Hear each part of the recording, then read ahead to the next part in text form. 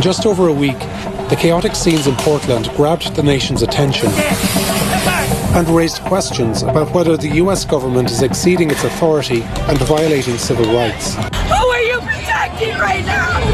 Who are you protecting? This is Portland in Oregon, on the west coast of America, where protesters have been on the streets for months.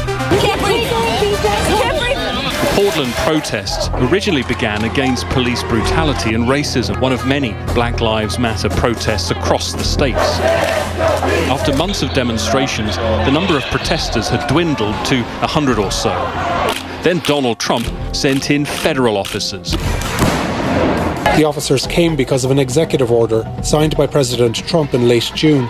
Homeland Security officials tell us they're there because Portland officials won't protect federal property. 川普派出的联邦执法人员7月4号美国国庆当天进驻波特兰。此后，抗议就集中在联邦法院以及这些人所驻扎的联邦大楼。Night after night, videos show these officers emerging from the two federal buildings as protesters draw near. Hundreds of videos reviewed by the Times show that, although protesters were antagonistic, officers often responded with disproportionate force. And this guy, wow! They blanketed streets with tear gas. They struck protesters with batons, used flashbangs, pepper balls, and other less lethal munitions to clear the streets. Their actions often appeared to escalate rather than de-escalate matters. But after federal troops arrived to restore order, they've taken to the streets in their thousands. Portland mums dressed in yellow have been turning out in their hundreds since last Saturday, forming a human wall between the courthouse and protesters. Some with children.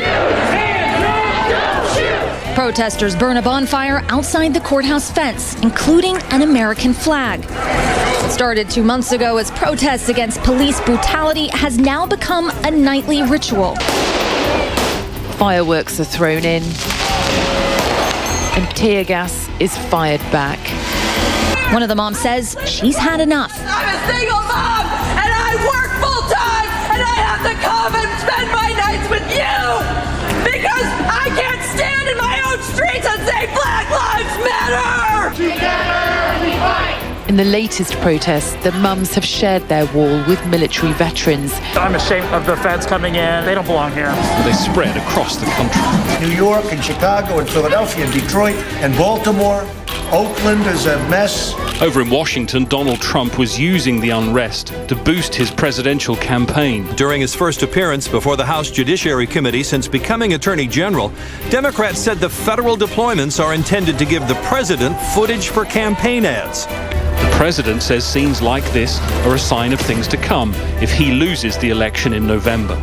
Nobody will be safe in a Biden America. You are projecting fear and violence nationwide in pursuit of obvious political objectives. Shame on you, Mr. Barr. Barr says attackers at the Portland courthouse have set fires. Thrown things, used explosives, and injured police, including just this past weekend, perhaps permanently blinding 3 federal officers with lasers. Sending law enforcement to Democratic-led cities. Yes or no? Have you discussed the president's re-election campaign with the president or with any White House official or any surrogate of the president?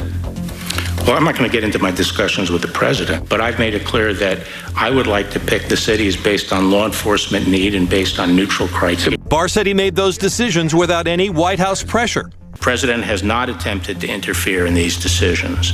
On the contrary, he has told me from the start that he expects me to exercise my independent judgment to make whatever call I think is right, and that is precisely what I've done. Republicans helping Barr make his case. Are peaceful protests violent, Mr. Attorney General? No. Do peaceful protests destroy businesses? No.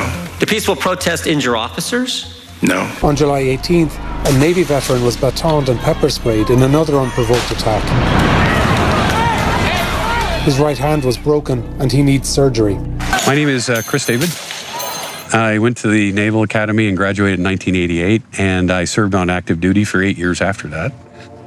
I'm here doing this interview because a bunch of federal agents beat me up because I wanted to talk to them about them not honoring their oath to the Constitution. For the last few weeks, I've been watching the feds take unconstitutional and egregious action against peaceful protesters. And it had been getting worse and worse every night. And I'd becoming more and more outraged because what they were doing was blatantly unconstitutional. I wanted to go and talk to them and ask them why they were doing this and why they were violating their oath. You know, I was about to leave around 10:45 or so, and all of a sudden they came out. And they plowed into the protesters in the intersection, knocking them down, and started to surround me. So I just decided to post up at that standpoint, and I was just going to stand. And I knew they were going to do this. They were going to beat me. So I just knew it was coming. It happened so fast. I don't really remember all that much. I knew my hand was broken. But that was secondary to the pepper spray and the tear gas. It felt like somebody had dumped burning gasoline into my eyeballs. The bone on the side of my hand's fractured. That's not a big deal. The part that's a little rough, where it's going to require surgery, is that my ring finger was pretty severely fractured. My family was very distressed by seeing that video. I think they were quite angry that I had gone down there and gotten myself beat up. I'm not the healthiest person. I'm a 53-year-old man. One of those baton blows could have hit me in the temple and killed me. This can't be our country. This is not our country. Governor Brown says they will begin a phased withdrawal beginning tomorrow.